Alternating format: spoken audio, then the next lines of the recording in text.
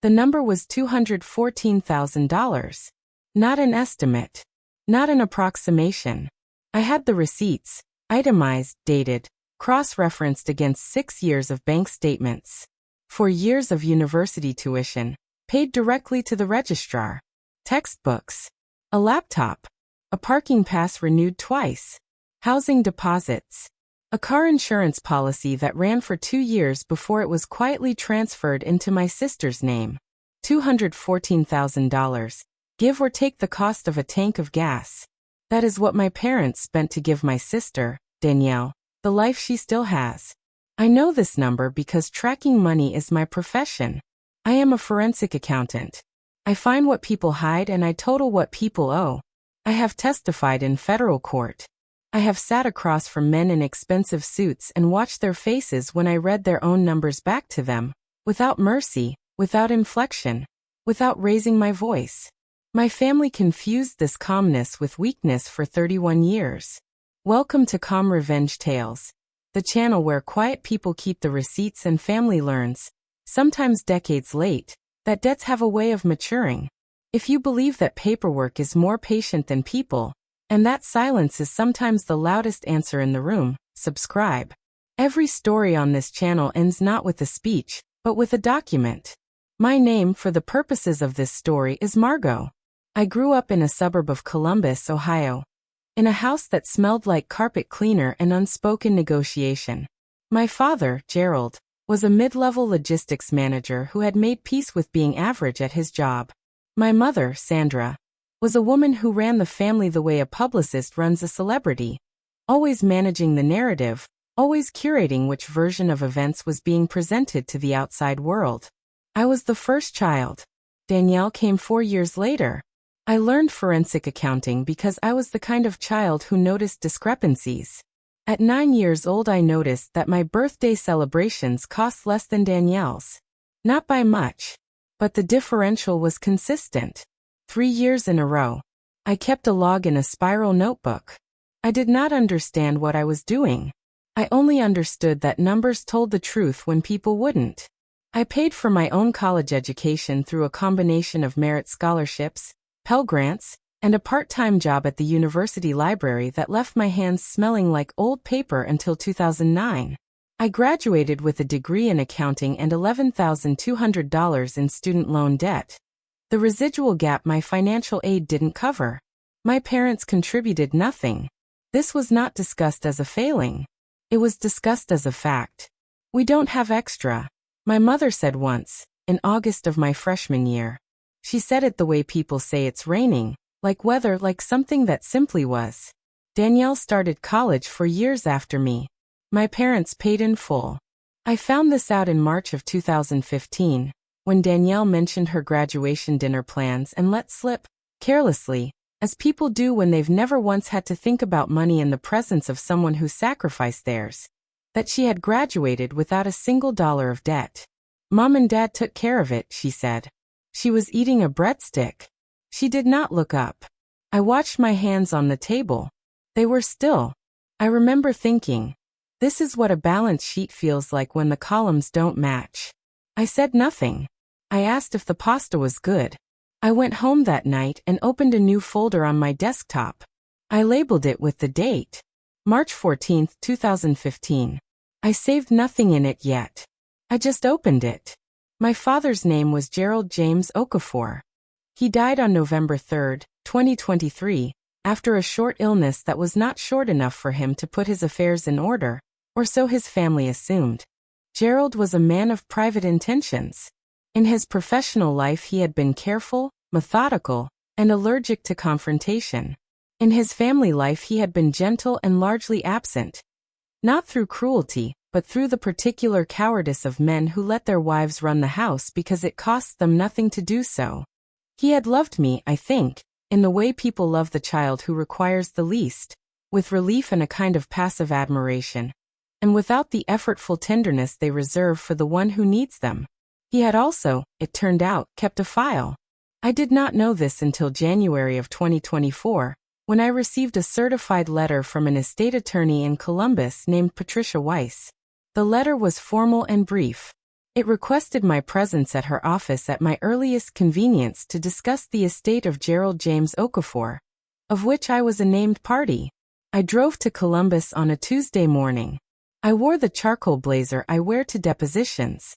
Patricia Weiss was a woman in her 60s with reading glasses on a beaded chain, and the particular stillness of someone who had delivered news in every possible direction for 40 years.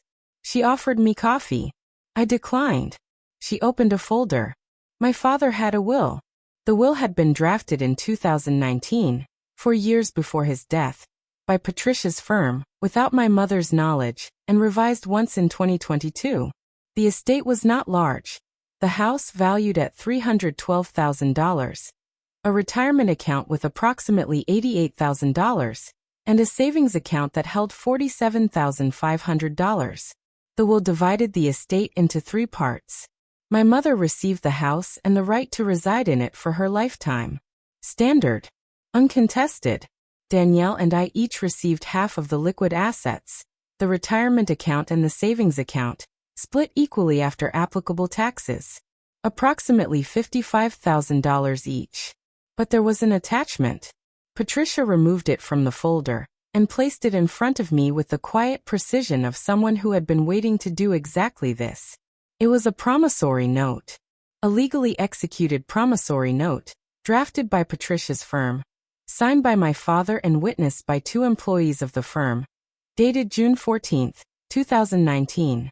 The note recorded a loan from Gerald James Okafor to Sandra Ruth Okafor and Danielle Christine Okafor, joint and several, in the amount of $214,000, representing the full cost of Danielle's undergraduate and graduate education, to be repaid to the estate upon Gerald's death before any distributions were made. $214,000. My number. His number. The same number, arrived at from opposite ends of the same ledger. I sat with that for a moment. Patricia let me. The promissory note contained a line I will come back to. It was not a dramatic line. It read, in plain language, "This loan is recorded not as punishment but as correction. One daughter was given something the other was not. This is my attempt to make the columns equal." I read it 3 times. Then Patricia said, "There's one more thing." She produced a sealed envelope. My name on the front, in my father's handwriting, the careful, upright printing of a man who had learned cursive and abandoned it. Inside was a letter, 1 page, written by hand, dated October 2023, approximately 3 weeks before he died. I read it in her office. She gave me the room. I will not read it to you in full. It was his. It is mine. But one line from that letter I will carry for the rest of my life, and I will tell you what it was when the moment calls for it. It always does. The family found out about the will, not the promissory note, not yet, within a week of the reading. My mother called me on a Friday evening. Her voice had the particular texture of a woman who has rehearsed. She said the estate should go to the family. She said my father would have wanted everyone taken care of. She said the words he would have wanted 4 times in a 5-minute call. And I wrote down each instance in my notes app while she was speaking. I said, "I understand." I said I was still reviewing the documents. I said nothing about the note. Danielle called 2 days later. Her call was shorter and less rehearsed. She said she hoped we could settle this, without lawyers. She said it twice. She said she and Marcus, her husband, had been planning a renovation and that the timing of all of this was really difficult. She mentioned the renovation 3 times in 7 minutes. I asked her one question. "Danielle, do you remember who paid for your MBA?" She paused for exactly 4 seconds. I counted. "Mom and Dad helped," she said. "They helped both of us." I did not correct her. I said I hoped the renovation went well. I ended the call and sat for a moment at my kitchen table with my hands flat on the wood. Then I called Patricia Weiss and told her to send the letters. If you have ever watched people who couldn't find the time for a single Sunday phone call suddenly materialize the moment an estate is opened. People who say family money like it's a weather system, like it's something that belongs to everyone and no one owns. You already know where this is going. Stay with me. The folder I opened in March of 2015 is about to be relevant. The letter Patricia sent was a formal notice of the promissory note, its terms, and its legal priority over any distributions from the estate. It was polite. It was precise. It cited the applicable Ohio statutes. It gave my mother and Danielle 30 days to respond through counsel. My mother responded by driving to my apartment without calling. She arrived on a Wednesday afternoon with a casserole dish, and the expression of a woman who has decided that home cooking is a legal strategy. She set the dish on my counter and she said without preamble, "Your father wasn't in his right mind when he did this." I said, "He drafted the note 4 years before he died, through an attorney, and revised it once." She said he was under stress. I said, "From what?" She could not answer that. She said, "We raised you. We gave you everything." I did not move. I kept my hands on the counter, and I said in the same voice I use in depositions, "Mom, who paid for my college education?" The kitchen was quiet. She said, "That was different. You had scholarships." I said, "I had $11,200 in loans. I paid them myself, over 4 years. You know this." She did not say anything for a moment. Then she said what people say when they have no argument left. "I don't know what happened to you." She took the casserole dish when she left. 10 days later, Danielle called to tell me there was going to be a family dinner. She called it a family dinner. It would be at my mother's house. She said it would be good for everyone to sit together and talk about moving forward. She said Marcus would be there. She said my cousin Toby would be there. She said she thought it would help. I said I would come. I spent the following weekend at my kitchen table with a printed copy of every document in the estate file, a legal pad, and a yellow highlighter. I organized the documents by category. The will, the promissory note, Danielle's original tuition invoices that my father had saved, every one of them, photocopied and paperclipped, my own financial aid records from 2003 through 2007, and the letter. I put everything in a manila folder. I drove to Columbus on a Saturday evening in February. My mother's dining room had the particular temperature of a room that has been heated for a performance. There were 8 people at the table. My mother, Danielle, Marcus, my cousin Toby and his wife Angela, my Aunt Bernice, my mother's sister, and my father's brother, Uncle Reggie, who had driven from Dayton. There was food. There was wine. There was the particular quality of conversation that happens when people are waiting for a meeting to be called to order. Danielle called it to order after the first course. She stood at the head of the table, my father's old seat, and she said that she wanted to address what's been happening with the estate. She said it was important for the family to be unified. She said that Dad's wishes were clear, that he had wanted everyone taken care of, that the promissory note was, she paused here, and I could see her rehearsed word, irregular. She said she had spoken with an attorney of her own who had said that the note might be challengeable, given Gerald's health in his final years. She said all of this standing up, in her father's chair at her father's table, in the voice of a woman who had spent her whole life assuming the verdict. She sat down. My mother nodded. Marcus looked at his hands. Toby looked at me. He had known me his whole life. He knew what I sounded like when I was about to open a folder. I asked for the floor. There was a small silence. Then my mother said, "Of course, Margot." I picked up my folder. I said, "I want to start with a number. $214,000. I let it sit there for a moment. That is the total cost of Danielle's undergraduate tuition at Ohio State, and her MBA at Fisher College of Business, from 2007 through 2013. I have the tuition invoices. Dad kept all of them. They are in this folder." I removed the invoices and placed them on the table in a stack. These are not my documents. They are from Dad's file, which Patricia Weiss provided to me as a named beneficiary of his estate. Danielle said, "Margot." I said gently, "I'll finish." I removed the second document. This is a copy of my financial aid letter from September 2003 and my final loan statement from 2011, showing the $11,200 I repaid, with interest over 4 years. I'm not presenting this as a grievance. I'm presenting it as context. Marcus shifted in his chair. I removed the promissory note. This is the promissory note drafted by Patricia Weiss's firm on June 14, 2019. It is signed by my father, witnessed, and legally executed under Ohio Statute 1303.11. Danielle, I want to be precise with you. This document names you and Mom as joint and several obligors. That means the debt can be collected in full from either of you or split between you. The estate's attorney will determine the mechanism, not this table. Danielle's voice went up a register.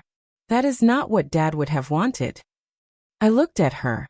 I said, "Do you want to know what Dad actually wanted?" I picked up the letter. I did not read it in full. It was his. It is mine. But I read one line. I read, "I am not angry, Danielle. I am not angry, Sandra. I am only sorry it took me this long to understand that loving one child less does not mean you love her less. It means you showed her something about what love costs and who is expected to pay. I am correcting the ledger. Margot will know why." The room had no sound in it. Bernice put her fork down. Toby looked at the table. My mother's face did something I had not seen it do before. Her hands went into her lap. Marcus, who had eaten 3 servings of my mother's jollof rice and said nothing for 40 minutes, cleared his throat and said quietly, "Danny, we should talk to our lawyer." Danielle turned on him. I will not record what she said.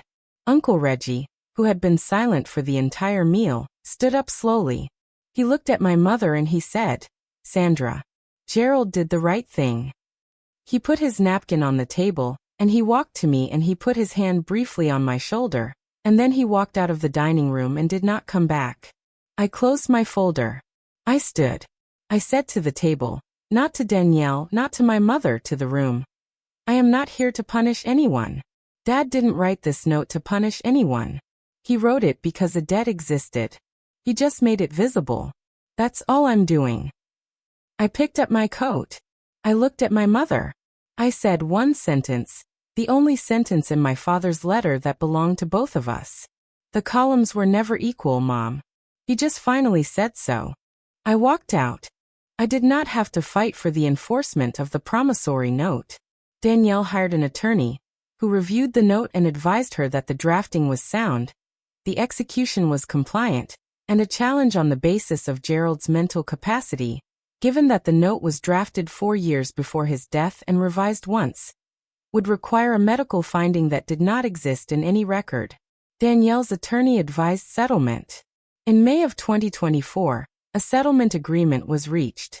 The promissory note was satisfied at 80 cents on the dollar, $171,200, to be paid from Danielle and Marcus's home equity line over 36 months, the first payment due June 1, 2024. This amount, combined with my equal inheritance from the liquid estate, left me with approximately $226,000 before taxes. Danielle and I have not spoken since February. My mother and I have spoken twice. Both conversations were brief and practical, about the house. She has not called me by my name in either one. I have noticed this and I have not mentioned it. Uncle Reggie calls me every few weeks. We talk about Gerald. He tells me stories I didn't know, from before I was born, about who my father was before he became someone's husband. I listen carefully. I take notes in the margins of my memory. Toby sent me a text 3 days after the dinner. It said, "I knew you had something in that folder." I sent him back the only appropriate response, which was a shrug emoji. We have had lunch twice since then. He ordered the pasta both times, and we did not talk about any of it, which is its own kind of mercy. The letter is in my desk drawer, in the original envelope, next to the promissory note, and a printed copy of my 2003 financial aid letter. These 3 documents live together now. I take them out occasionally, not often. When I do, I read them in order. The aid letter first, the note second, the letter last. It takes about 4 minutes. I put them back. With the settlement and my inheritance, I did 2 things. First, I paid off my sister's tuition a second time. I know that sounds strange. What I mean is this. I established a scholarship fund at Ohio State in my father's name, administered through the College of Business, for first-generation students in financial need. The initial endowment was $50,000. The scholarship is called the Gerald James Okafor Award. The first recipient was announced in October 2024. Her name is not mine to share. But she is the first in her family to attend university, and she is studying accounting, which my father would have found so precisely right that he would have laughed his quiet laugh and looked away before you could see his face. Second, I sent my mother a card on the 1-year anniversary of my father's death. I wrote 3 sentences. I told her I loved her. I told her I understood, not why she did what she did, but that she had been a person doing the best she knew how with what she understood love to be. I told her the scholarship was named for Dad because he had found a way, in the end, to say what he needed to say. She did not respond. That's all right. I did not send it for a response. What my father understood, and what I have spent 9 years learning to name, is this. The debt wasn't the tuition. The debt wasn't $214,000. The debt was the 30 years I spent adjusting my expectations, calibrating my asks, making myself smaller and more self-sufficient and less expensive because I had learned very young that love in my family was a resource with a budget, and I was not the line item they prioritized. He couldn't give me those years back. He was not trying to. He was just correcting the ledger. Quiet people do not forget what they are owed. They do not forget because they have been keeping track, in spiral notebooks, in folders on desktops, in the particular professional vigilance of someone who learned early that numbers tell the truth when people won't. We do not keep track to collect. We keep track because accuracy is a form of self-respect. And some of us, eventually, get our numbers confirmed by the one person we needed to hear it from, in a sealed envelope, in the handwriting we would recognize anywhere from across any room, in any light. The columns were never equal. He finally said so. If this story reminded you that love without equity is not love, it's credit extended without terms, then you already know what to do with that information. Update what needs updating. Name what has been unnamed. And if you know someone carrying a debt they never agreed to, send this to them. Not as a warning. As a receipt. Drop a comment, subscribe to Calm Revenge Tales, and I'll see you in the next one. The folder is always open.